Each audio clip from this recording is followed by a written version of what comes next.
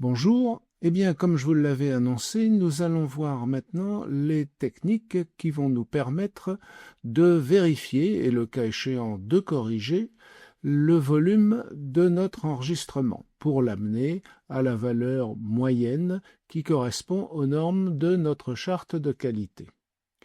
Pour ce faire, nous allons utiliser le logiciel MP3Gain, qui est un logiciel complémentaire à Audacity, téléchargeable gratuitement à l'adresse qui s'affiche actuellement sur votre écran, et le logiciel Audacity lui-même en complément de ce que nous permet MP3Gain.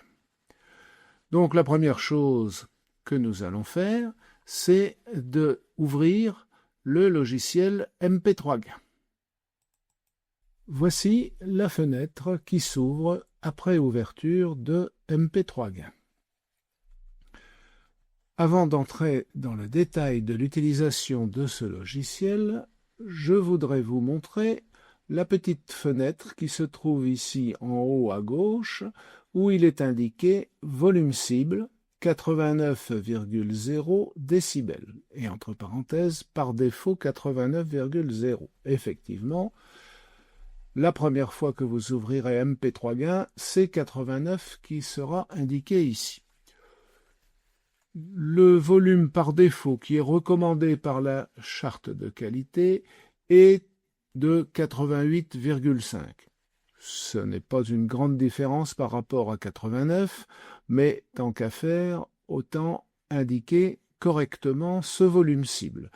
Une fois que ce réglage sera fait, ce que je suis en train de faire actuellement, 88 et 5 dans la deuxième fenêtre, je ne fais pas entrer, je fais tab. Ce réglage va subsister chaque fois que vous ouvrirez MP3Gain, il se mettra à 88,5, vous n'aurez plus à y penser. C'est quoi ce volume cible?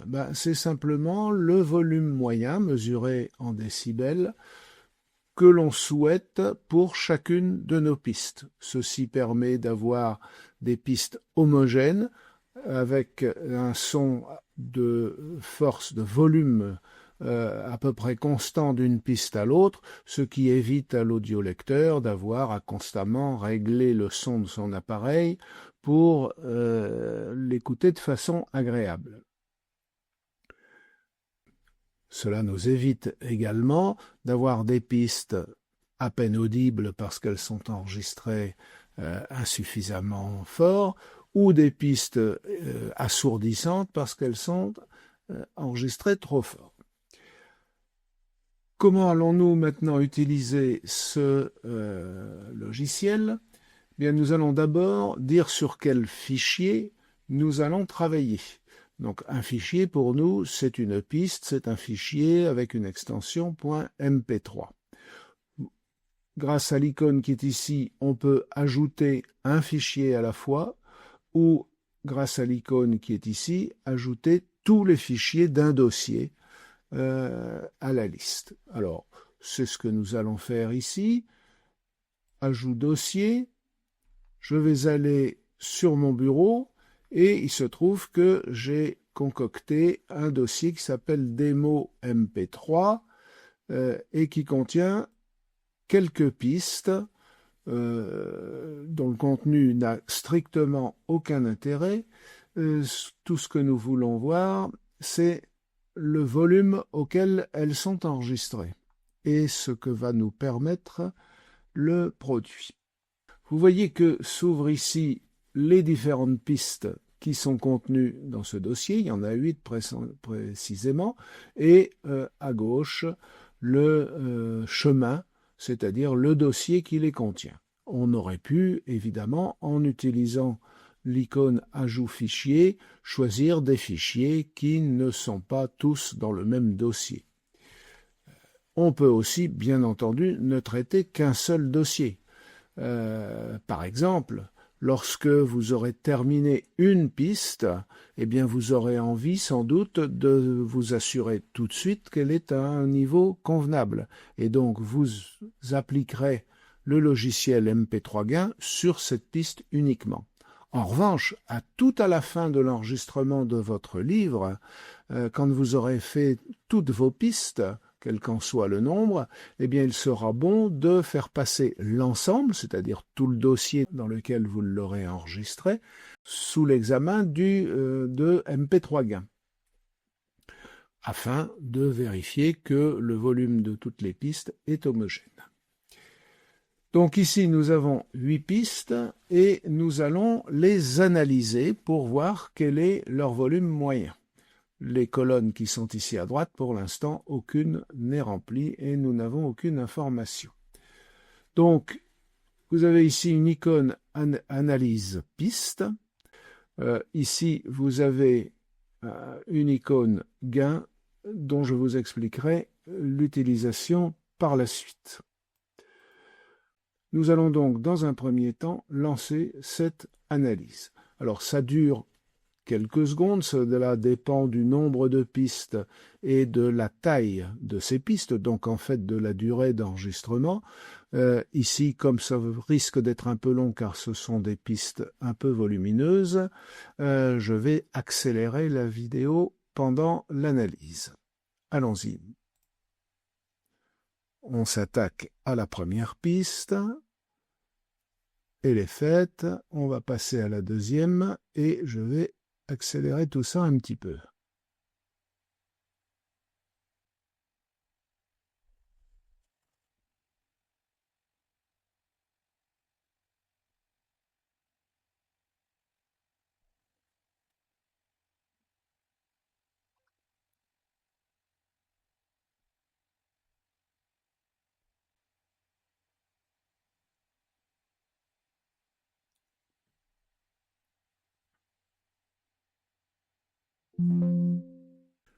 Bien. Puisque l'analyse est terminée, nous allons pouvoir décortiquer un peu ce qu'elle nous a donné.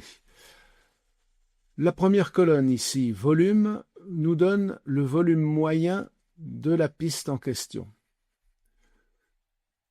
La colonne, non pas immédiatement suivante, mais encore la suivante, qui s'intitule gain piste, nous donne une suggestion, une proposition de modification du volume de la piste. Pour la première ici, la modification suggérée est de 0, donc pas de modification.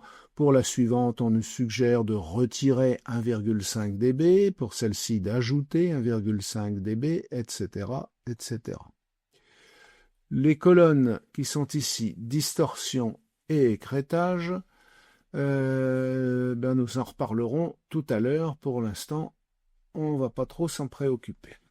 Donc si nous prenons la première ligne, nous voyons qu'il a trouvé un volume moyen de 88,6. Notre volume moyen est 88,5. Il est donc normal qu'il nous propose de ne pas changer ce volume puisqu'il est très proche du volume cible. À noter que toutes les valeurs qui sont ici dans gain piste, si vous les regardez, sont des multiples de 1,5. 0, 1,5, 3, 4,5. Éventuellement, on pourrait trouver derrière 6, 7,5, etc., etc. Pourquoi? Tout simplement parce que MP3 Gain est ainsi fait et fonctionne de telle façon qu'il n'est pas en mesure de proposer autre chose que des multiples de 1,5. La valeur de 1,5 dB est une valeur relativement faible qu'on apprécie assez peu à l'oreille. Donc ce n'est pas très gênant tant qu'on reste dans des petites modifications. Dès lors que les modifications suggérées deviennent plus importantes et qu'on arrive au-delà de 3 décibels, donc à partir de 4,5, comme c'est le cas ici sur la toute dernière ligne, et puis pour les suivantes, bien sûr, 6, 7,5, etc. La manipulation de MP3 Gain devient un petit peu plus suspecte, si j'ose dire, un petit peu plus délicate, et on hésite à l'utiliser parce que cette modification par des multiples de 1,5 pourrait être un peu grossière et détériorer notre son. nous allons voir ce qu'il y a lieu de faire lorsqu'on se trouve dans cette circonstance. Si nous regardons la deuxième ligne, le volume moyen détecté est de 89,5. Le volume cible était de 88,5.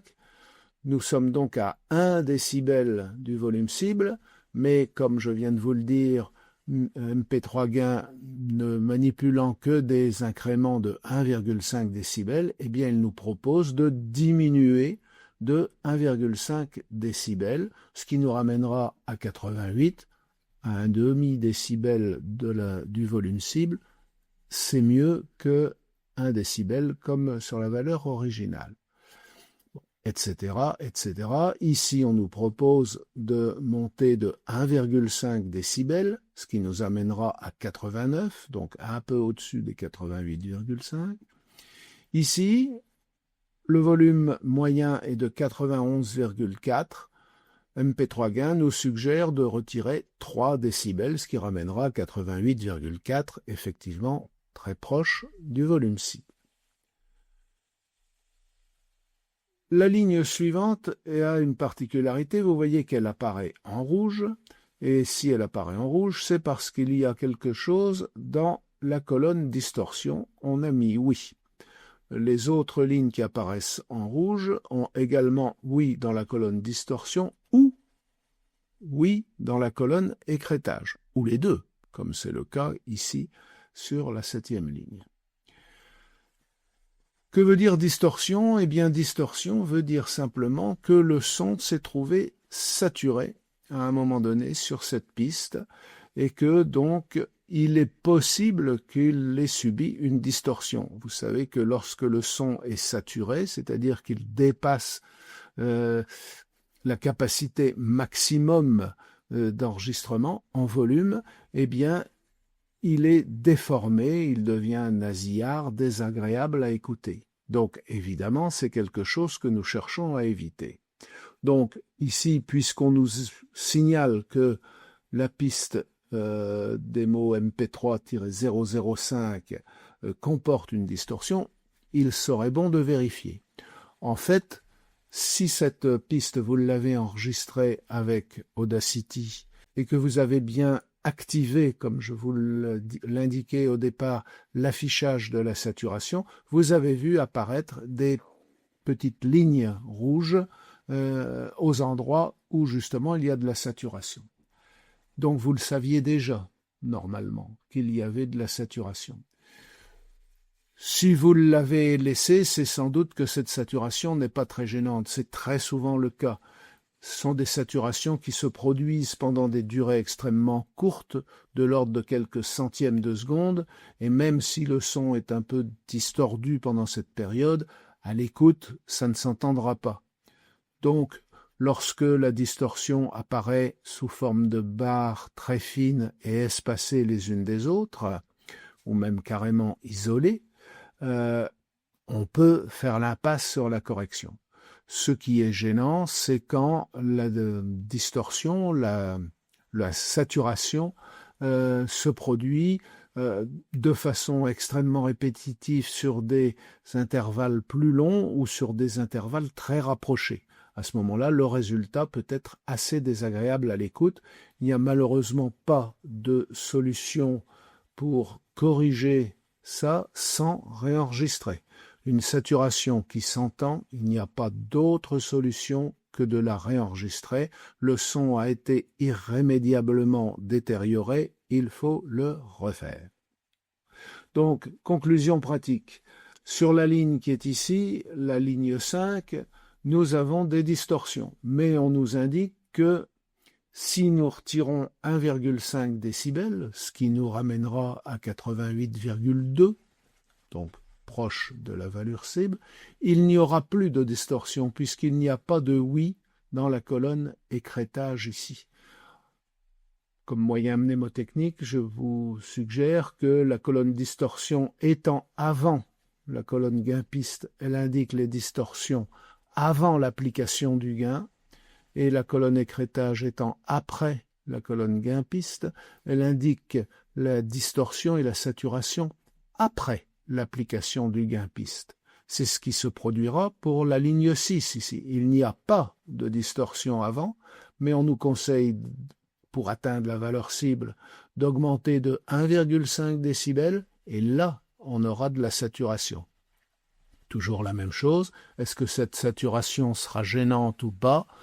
Il sera important d'aller le vérifier. Et pour le vérifier, il n'y a pas 36 solutions, il faut réécouter la piste, vraisemblablement l'écouter en utilisant Audacity, ce qui nous permettra de voir à quels endroits sont les saturations, grâce à ces fameuses petites lignes ou bandes rouges qui vont apparaître, et de juger si elles ne sont pas gênantes.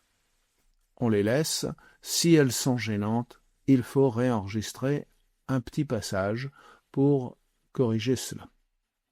Bien entendu, une fois qu'on aura réenregistré le passage en question, eh bien, il faudra refaire un passage dans MP3 gain, puisque du coup, la valeur moyenne du volume du son aura été modifiée, et donc peut-être que le gain suggéré ne sera plus le même. Sur la ligne suivante, on a une distorsion avant. On ne change rien parce qu'on est à peu près au volume cible, mais bien sûr, puisqu'on avait une distorsion avant et qu'on ne change rien, on aura aussi une distorsion après. La dernière est un cas un peu particulier. Elle est à 92,7, c'est-à-dire beaucoup plus élevé que le volume cible. MP3 Gain nous conseille de baisser l'intensité, de baisser le volume du son de 4,5 décibels.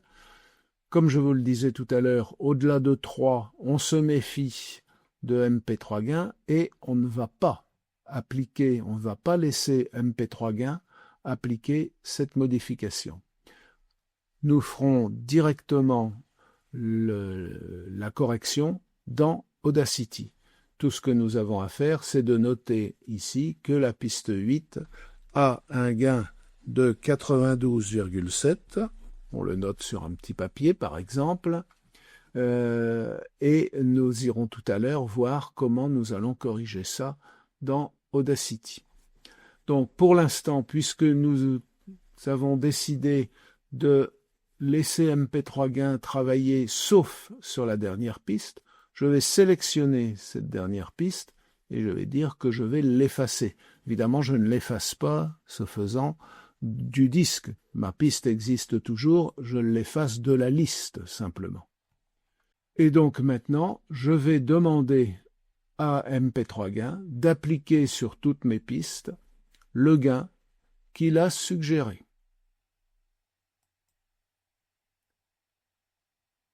Là aussi, ça prend un petit moment et je vais donc être amené, encore une fois, à accélérer la vidéo pour ne pas prendre trop de votre temps.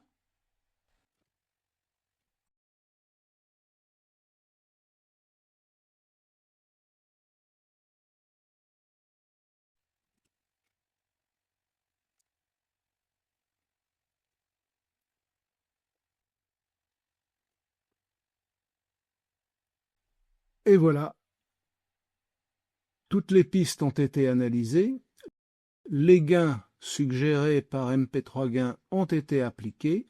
Vous avez maintenant dans la colonne volume la nouvelle valeur moyenne du volume pour chaque piste. Vous voyez qu'à chaque fois, on est à moins de 1,5 décibels de la valeur cible. Et que maintenant, le gain suggéré est de 0 puisque le gain qui était souhaitable a été appliqué. Bien sûr, les indications concernant la distorsion n'ont pas changé. S'il y en a avant, il y en a après.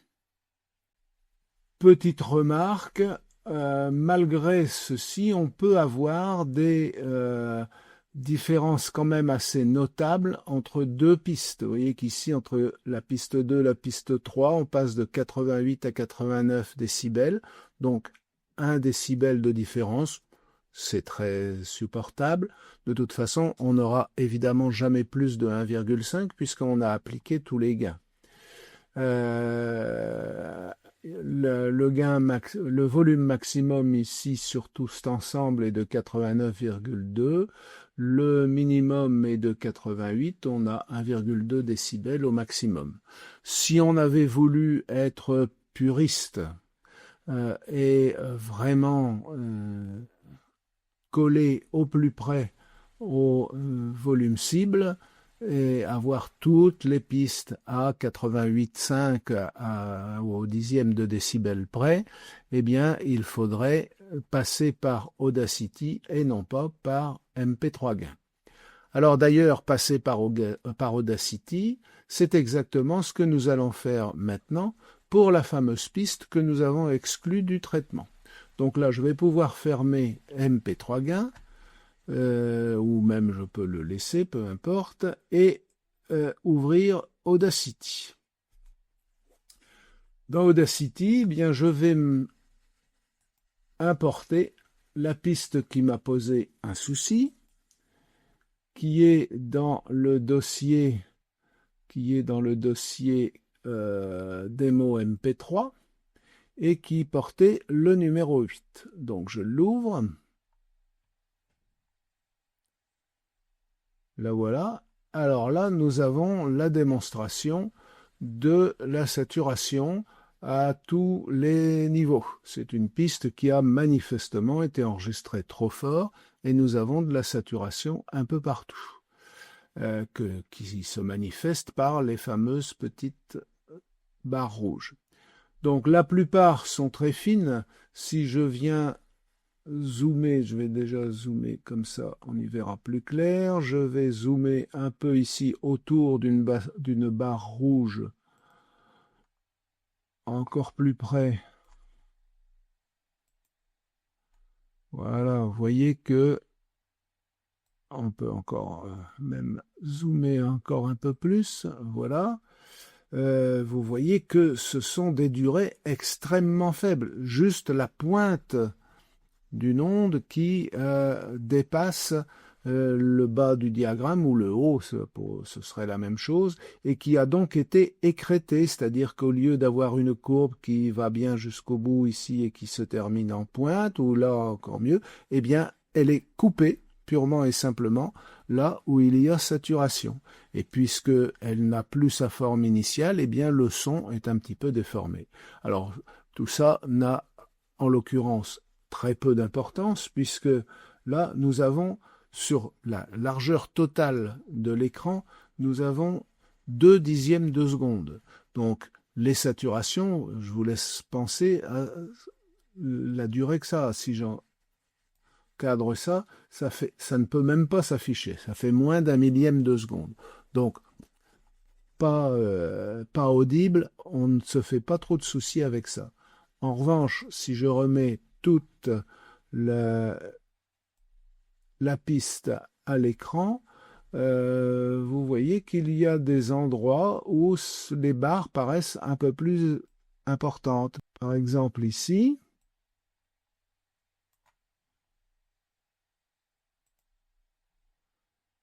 cette barre-ci est un peu plus épaisse que celle-là qui doit être très fine. Bon, à mon avis, ça ne va quand même pas tirer à conséquence.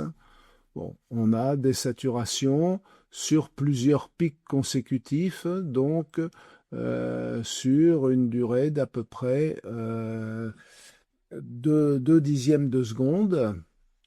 Le son peut être déformé pendant 2 dixièmes de seconde. Il est possible que ça s'entende légèrement. Bon, on ne va pas faire l'essai, c'est vraiment trop court. Il faudrait réécouter et voir si vraiment on entend quelque chose. Encore une fois, si on entend, il n'y a pas d'autre solution que de réenregistrer un petit passage. Donc, pour l'instant, nous allons faire l'hypothèse que ces saturations qui ont lieu, qui sont là, qui sont faites, et donc le son a été écrété là où il y a du rouge, c'est sûr. Je vais quand même faire ce que m'avait suggéré MP3 Gain, c'est-à-dire diminuer l'amplitude moyenne de ma piste. Donc pour ce faire, je vais sélectionner la totalité de la piste. J'ai fait un double clic dans la piste, elle est totalement sélectionnée. Et je vais dire que je vais y appliquer l'effet amplification. Alors, vous avez un menu effet là-haut et vous avez dans la liste le premier terme qui est amplification. Si du moins vous avez réglé au début votre affichage des effets par ordre alphabétique. Amplification. Il me suggère ici de faire moins 1,332. Ce moins 1,332, c'est ce qui ramènerait le volume moyen juste en dessous de la saturation. Donc si j'appliquais ça, je n'aurais plus de saturation du tout, mais je ne serais pas pour autant à 88,5 sur le volume moyen. Or, j'ai noté tout à l'heure sur mon papier que le volume moyen était à 92,7.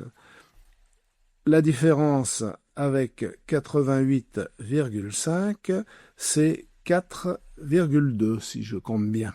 Donc il faudrait en fait que je retire moins 4,2 décibels. Ce que je tape ici et je fais appliquer. Voilà. Les moins 4,2 décibels ont été appliqués. Du coup, je n'ai plus de saturation, certes, mais je vous rappelle que avant que nous appliquions notre amplification, le son avait été écrété, eh bien le fait de le diminuer ne va pas recréer les bouts de sinusoïdes qui manquent. Écrété reste écrété. Donc si il y avait un souci à l'audition avec la version précédente, dans le volume total, il y aura le même souci dans la version désamplifiée, si j'ose dire. Bon. Donc là, nous avions fait l'hypothèse que ces saturations ne posaient pas de problème. Nous avons donc maintenant ici une piste qui est mieux, qui est en principe au volume moyen que nous attendions. Alors, évidemment, il faut que je la réenregistre. Contrairement, j'ai oublié de vous le mentionner tout à l'heure, contrairement à MP3, puisque dans MP3, dès que vous avez appliqué le gain, la correction est directement appliquée sur le fichier enregistré sur votre disque dur. Pas besoin de le réenregistrer dans MP3 gain. C'est fait dès que vous avez cliqué sur le bouton. Enfin, ou plus exactement, que ça a fini de s'exécuter. D'où d'ailleurs l'idée qu'il n'est pas inutile, avant d'appliquer MP3 gain sur tout un ensemble de pistes, de faire une petite sauvegarde qui permettrait de retrouver les enregistrements initiaux en cas de malheur. Donc ici, je vais exporter à nouveau mon fichier MP3, mais je vais le mettre à la place du précédent. C'était le démo MP308 dans ce fichier-là, dans ce dossier-là. Je l'enregistre. Je vais le remplacer, d'accord. Voilà, toujours pas, je n'en mets pas de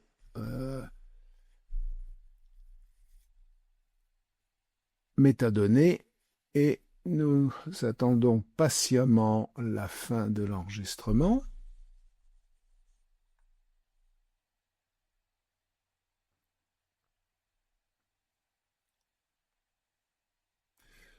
Voilà. Et du coup, je vais retourner sur MP3 Gain. Je ne l'avais pas fermé tout à l'heure. Je vais aller rechercher le fichier démo MP3 8 que je viens de traiter avec Audacity. Donc, je vais faire ajout fichier. Je vais aller rechercher mon fichier. Il est toujours au même endroit, bien sûr. Ouvrir. Le voilà. Vous voyez que lui, on n'a pas encore d'informations sur son volume puisqu'il a changé. Je vais faire l'analyse piste. Elle va aller très vite pour les premiers dossiers, les premiers fichiers, elle a déjà été faite, donc MP3 Gain ne va même pas tenter de la refaire, et il ne va traiter que le dernier.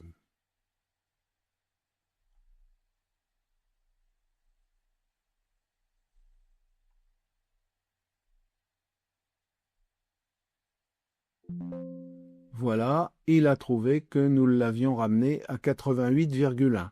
Bon, nous avons peut-être eu la main un peu lourde, plus exactement la façon dont il calcule le volume moyen n'est peut-être pas exactement arithmétique et tient compte sans doute aussi de considérations physiologiques sur la perception du son. Donc, nous n'avons pas trouvé 88,5 tout rond, mais 88,1, en tout cas, avec un gain suggéré de 0, nous pouvons tout à fait laisser notre piste comme ça, pas besoin d'en faire plus. Donc, nous avons traité le problème de l'homogénéité des volumes dans toutes nos pistes.